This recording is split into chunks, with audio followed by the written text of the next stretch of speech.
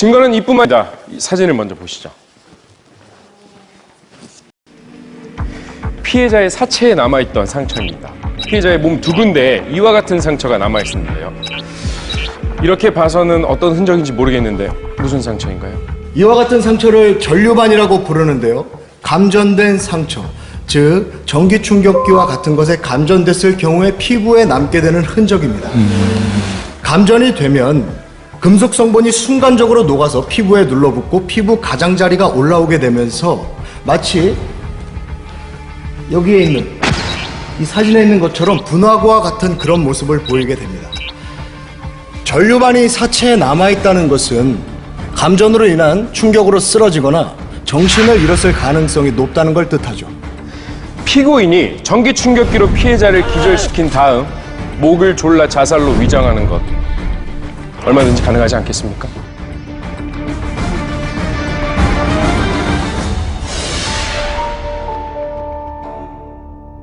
누군가가 일단 전기 충격기로 기절을 시키고 실제로 자기가 그은 것처럼 만들고 주작할 가능성이 굉장히 크다고 생각해가지고 자살은 아니고 타살이 돼 제3자가 개입돼 있을 이해했습니다. 검찰 측은 계속해서 추정에 의해 피고인을 범인으로 오가고 있습니다. 피고인은 전기 충격기를 구입한 사실이 없으며 저 상처가 사건 당일 생겼다는 근거 또한 명확하지 않다는 점 다시 한번 말씀드리겠습니다. 저희는 당시 현장 사건을 검시했던 현장 검시원을 증인으로 요청합니다.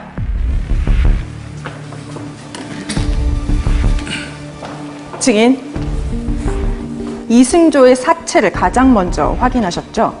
예. 이승조의 사망 진단서인데요. 여기 사망 원인이 불완전 의사, 즉 자살이라고 되어 있습니다. 이렇게 자살로 판단하신 이유 설명 좀 해주시겠습니까?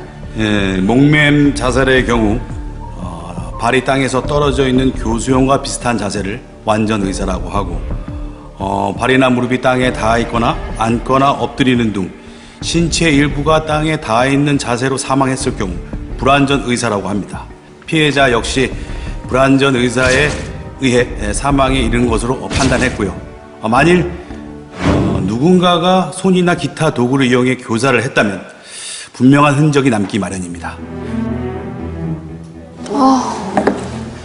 예, 타살일 경우 얼굴에는 심한 우열, 그리고 양 눈꺼풀에는 많은 일혈점이 보이게 됩니다.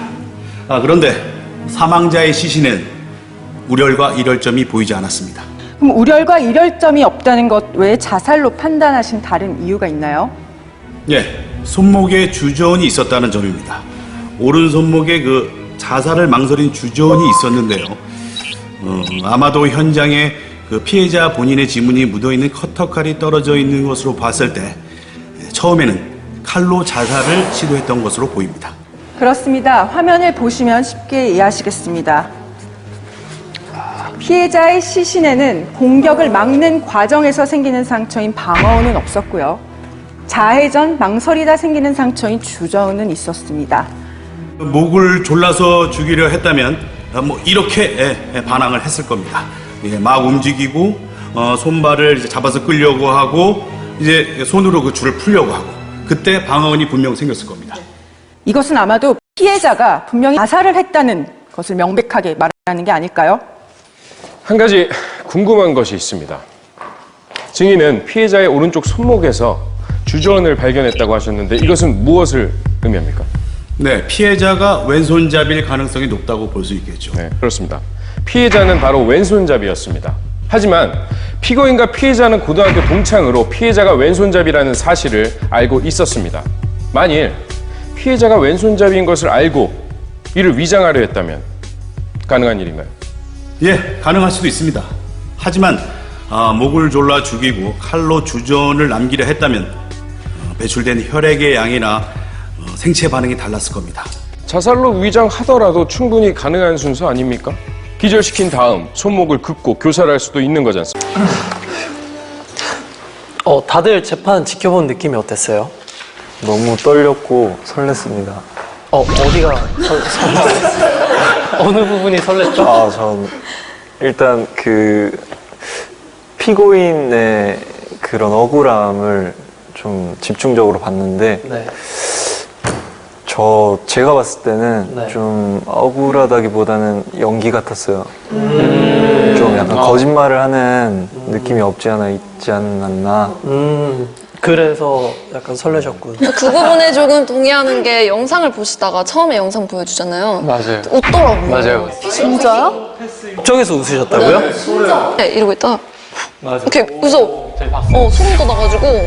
매매동에 그게 있어서 처음 봤을 때는 그 웃으셨거든요. 네. 근데 그 다음에 또 영상 볼 때가 있었어요. 싸우는 영상 볼 때. 근데 그 싸우기 전에는 또 웃음이 약간 좀 그런 웃음이 아니라 그 상황에 행복한 웃음이었어요. 또 웃었어요? 네. 제가 봤을 때는 사이코패스예요. 그럴 수 있습니다. 그러면 안 되는데. 아니면 그냥 자기 모습이 TV에 나와서 무슨 거. 근데 만약에 저 같으면 제 친구가 죽었어요. 근데 그날이 되게 행복한 기억이잖아요. 그럼 저는 그게 더 약간 마음이 아플 것 같은데 그걸 보고 어떻게 웃냐고요. 그게 약간 좀. 저는 처음부터 지금까지 봤을 때 무조건 유죄라고 계속 생각을 했었거든요. 근데 유죄가 아니라는 왜 유죄라고 생각을 했었냐면 모든 증거가 너무 다 원재영한테 가 있는 거예요. 그러다 보니까 이건 무조건 유죄다라고 생각을 했었는데 이걸 조금 더 생각을 해보니까 너무 모든 증거가 다 원재영을 가리키고 있으니까 뭔가 자살은 아니고 타살이 돼 제3자가 개입돼 있을 수 동의해요. 있겠다라는 생각이 들어요. 네. 완전 동의.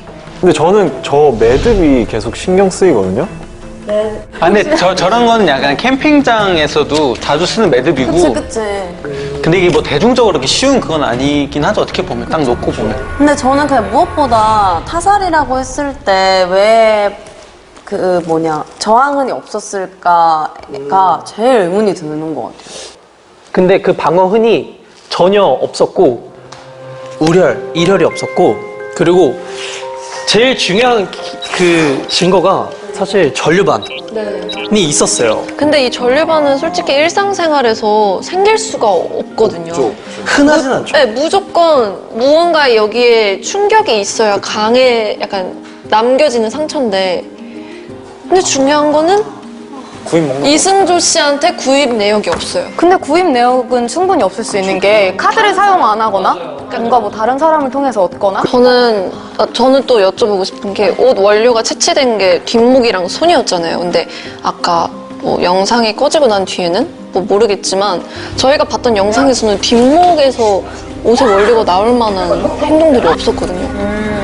근데 사실 저는 개인적으로 미세 점유에 의한 증거는 정말 신빙성이 없다고 생각해요. 그 라이브 현장 말고 그 외 시간에 누군가 터치를 했을 수도 있고 그게 지문이 아니니까.